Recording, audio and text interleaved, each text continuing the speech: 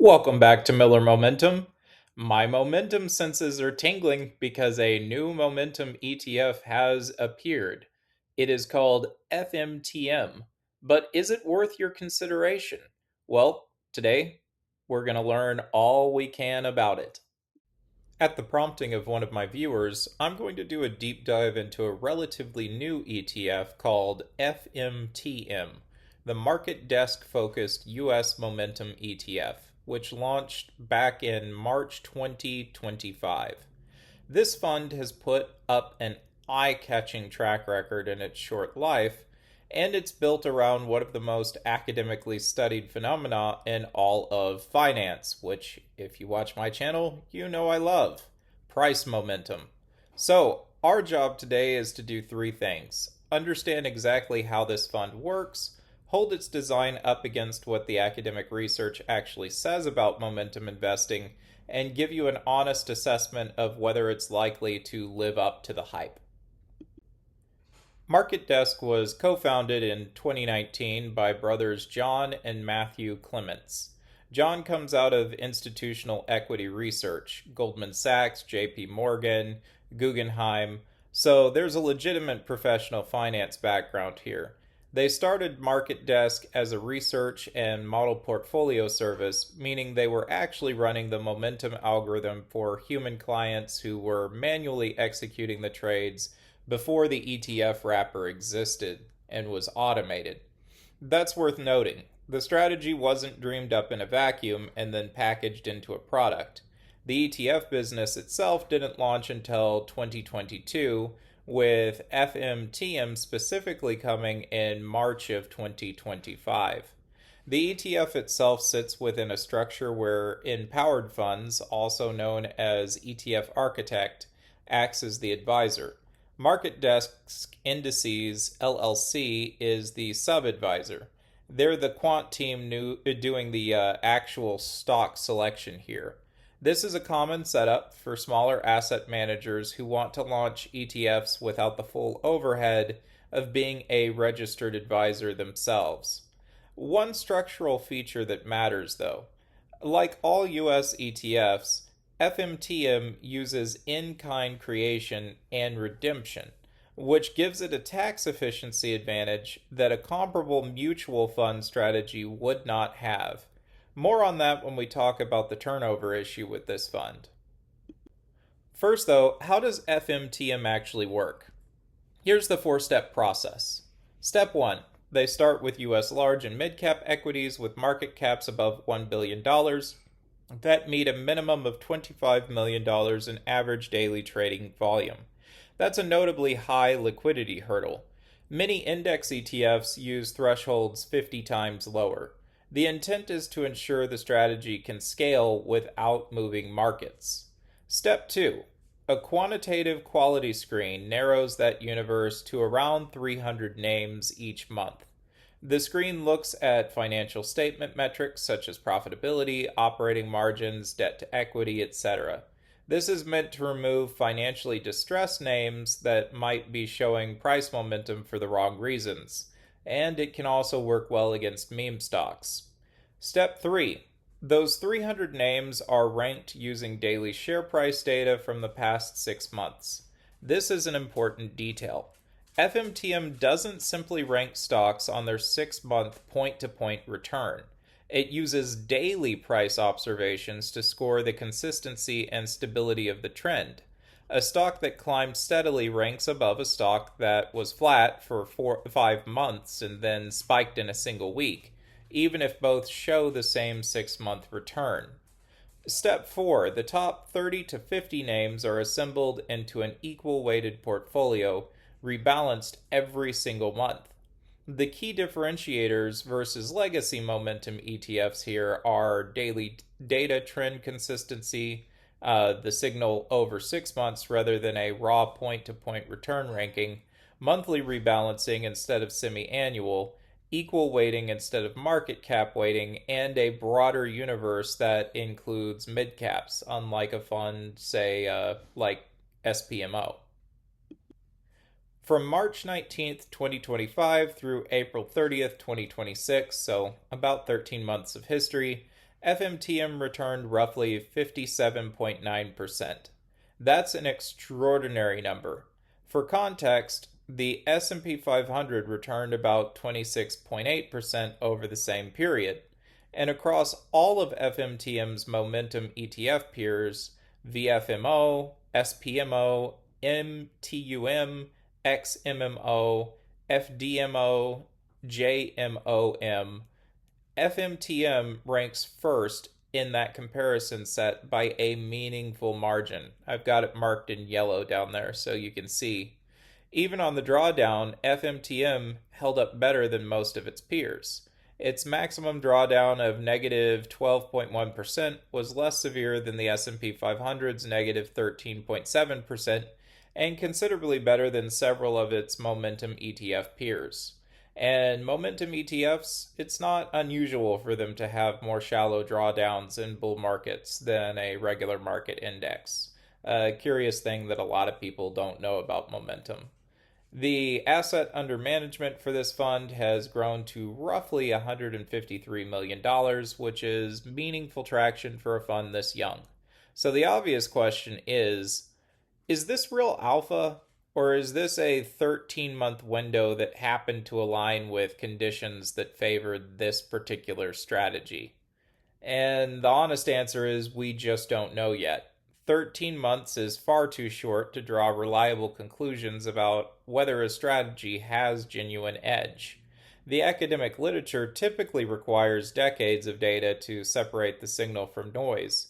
Who knows? Maybe the creators of this ETF will graciously share daily return data for a back test on their strategy going back decades, without revealing their proprietary information, of course. But what we can do, and what we'll do on the next few slides, is examine whether the design choices this fund makes are structurally sound according to what the academic research says. To give you a bit of background context, the momentum phenomenon was formally documented by Narasimhan Jegadeesh and Sheridan Titman, apologies for the mispronunciation of any names, in a landmark 1993 paper in the Journal of Finance. They showed that stocks with the best performance over the prior 3 to 12 months tend to continue outperforming over the next 3 to 12 months. They tested 16 different combinations of formation and holding periods, and every single one was profitable. The strongest result, though, was the 12-month formation with 3-month holding periods, but the 6-month formation period also performed well. The key detail here, FMTM's 6-month window falls within the range that Jegadeesh and Titman tested. But FMTM signal is not a point-to-point 6-month return ranking. It uses daily price data to score trend path consistency, which is a different signal architecture entirely. We'll get into more of that on the next slide. But by 2001, Jegadeesh and Titman confirmed the original findings held out of sample.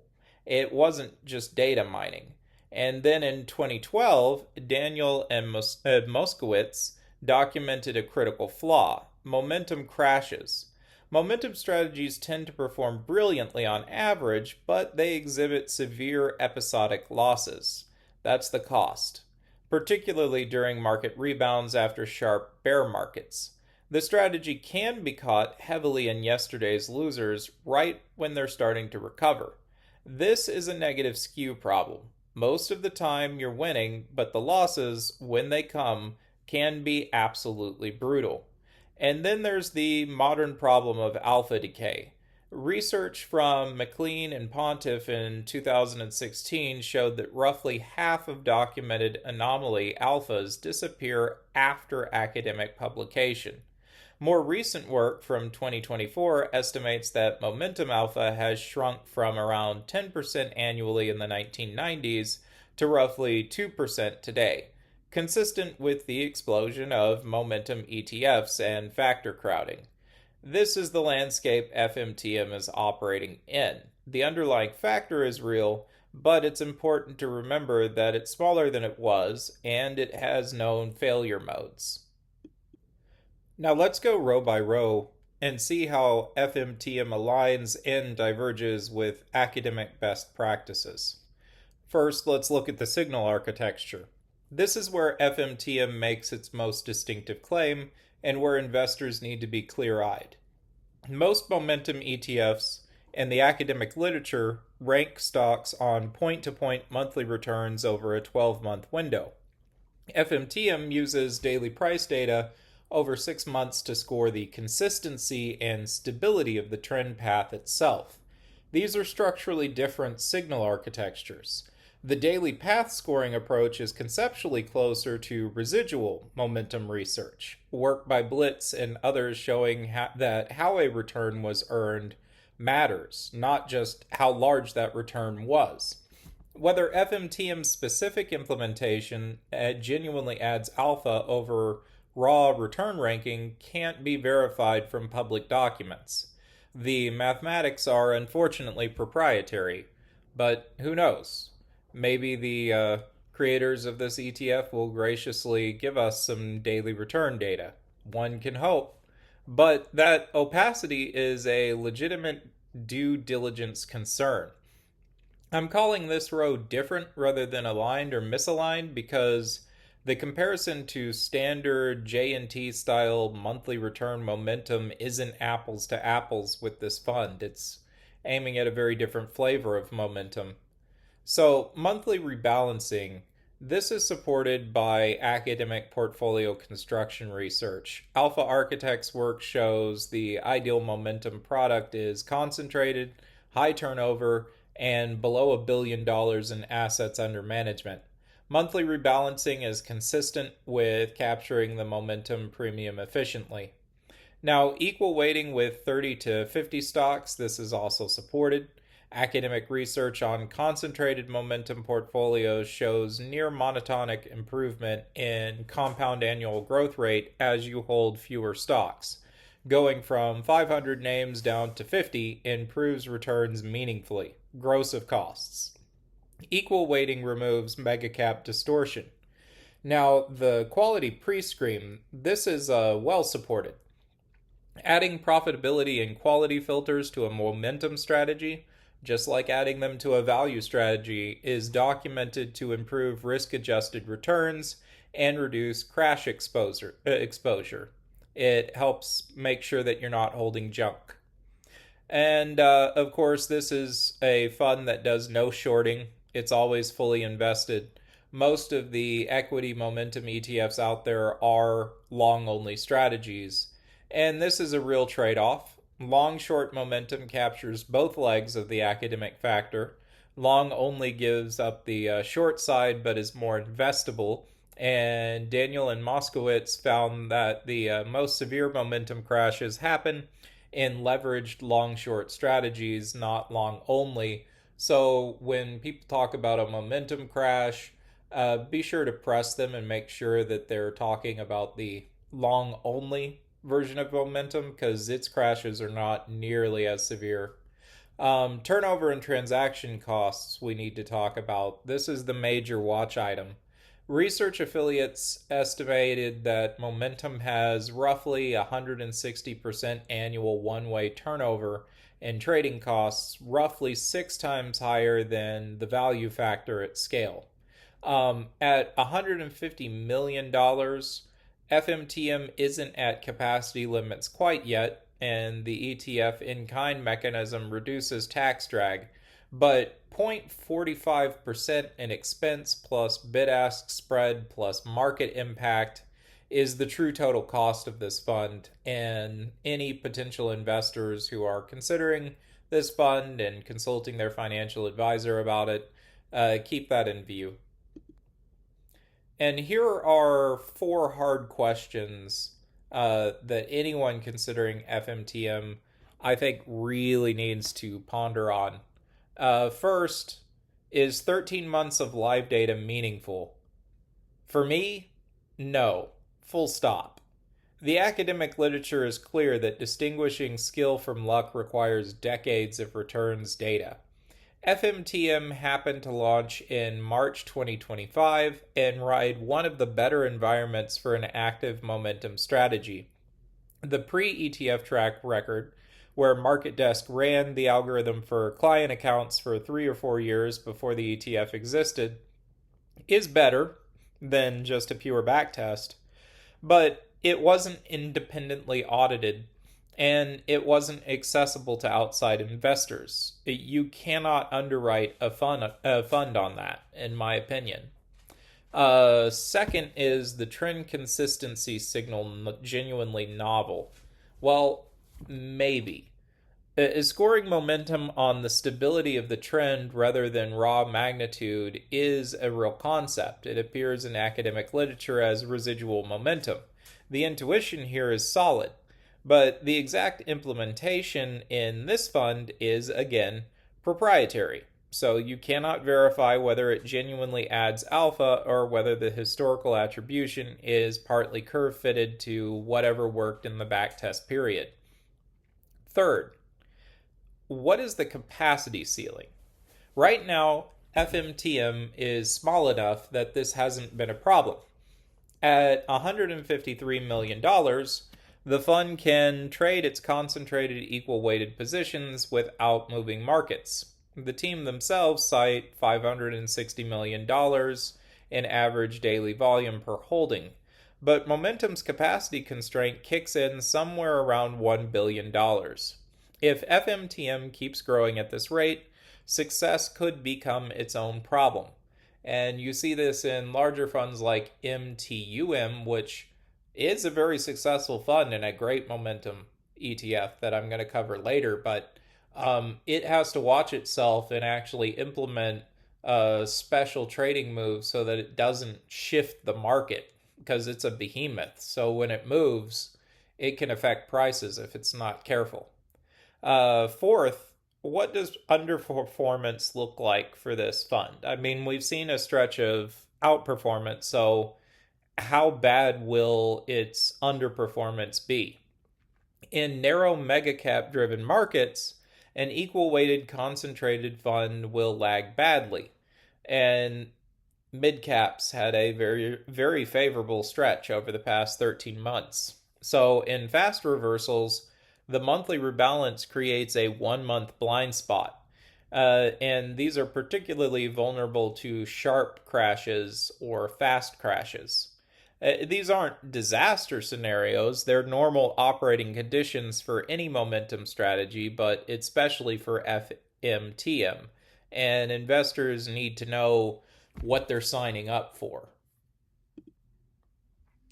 And so here's the bottom line. The case for FMTM is rooted in real academic literature.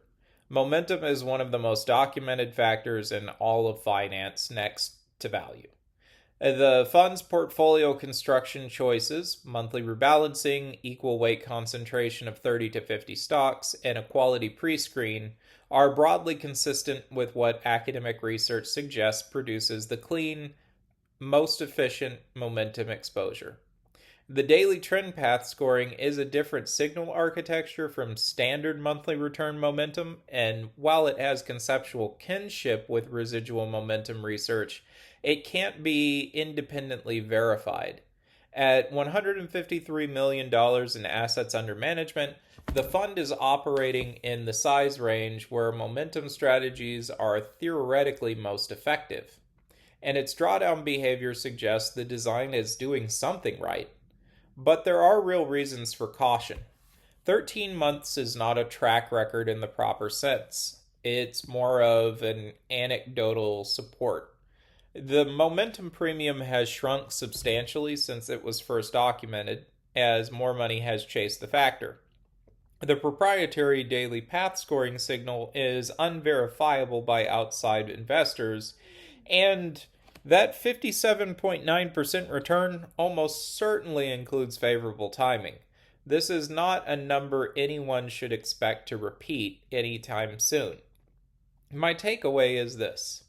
FMTM deserves consideration perhaps as a factor sleeve, somewhere in the 5 to 20% of equity allocation range for someone who wants concentrated momentum exposure and understands what they're signing up for. And if I were to use the fund, that's how I would use it, as a targeted sleeve. I don't think that it should be a core holding, and I could never see it being a core holding in any of my portfolios without a lot more information. And I don't think that it should be evaluated on its first year either. Investors need to be prepared for extended periods of underperformance relative to the S&P 500 because that is what every momentum strategy delivers in certain market environments by design. And so we're going to take a look at that in just a moment with a little demonstration. Not with FMTM, but with everybody's favorite ETF, at least at the current time, SPMO. But anyway, use the momentum factor, but size it appropriately. Give it a real time horizon, 5 years minimum. Typically, it needs more than that for its best performance. And that wraps up the analysis of FMTM. All sources are listed on this slide, and I'll also put them in the video description because screenshots are a pain in the Batuski. So you can just copy and paste it from the video description. But the short version of this presentation is that one of the more academically coherent momentum ETFs on the market right now is, in fact, FMTM. Its design choices are defensible. Its track record, however, is too short to evaluate at the present time. And also keep in mind that the momentum factor it's chasing is real, but smaller than it was a few decades ago. Now, here's a little bit of bonus content. As I alluded to, if you're going to get into momentum, you need to understand momentum crashes. And momentum crashes are the reason why I never use equity momentum ETFs by themselves.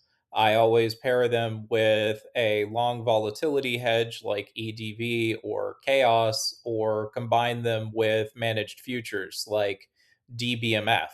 And the reason is you need something to recharge that momentum equity sleeve uh, during and after that momentum crash. Right here on screen, the blue line is SPMO. And because it's an indexed fund with a very understandable methodology, we can actually get into the Wayback Machine and see how it performed, or rather would have performed in the dot com boom and subsequent bomb, and in the great financial crisis. And you can see here that if you are all in on SPMO, well, that's all well and good, but be prepared. You might have a period of 13 years of drawdown with a lump sum investment. And that means that you're going to be expecting to be underwater for uh, perhaps 13, maybe 15 years at some point if you're all in on SPMO. And all momentum strategies will have these periods of long drawdown. So be aware of that, and that's why you always, in my opinion, want to pair them with a complementary strategy. As you can see, right up around 2009 and such, you're kind of almost neck and neck with where a 60/40 portfolio was. And that's not probably where momentum investors want to be. And it's quite likely that FMTM may have a more severe momentum crash than, say, SPMO just by virtue of its concentration. So personally, I myself would not go all in on a single fund. I'd always pair momentum with a complementary strategy. Well, I hope you enjoyed today's video. Don't forget to like and subscribe and leave a comment. I'd like to hear if you have thoughts on FMTM. Are you thinking about using it in your portfolio? Just because I'm not using it in mine doesn't necessarily mean it's not a good idea. I'd love to hear your thoughts.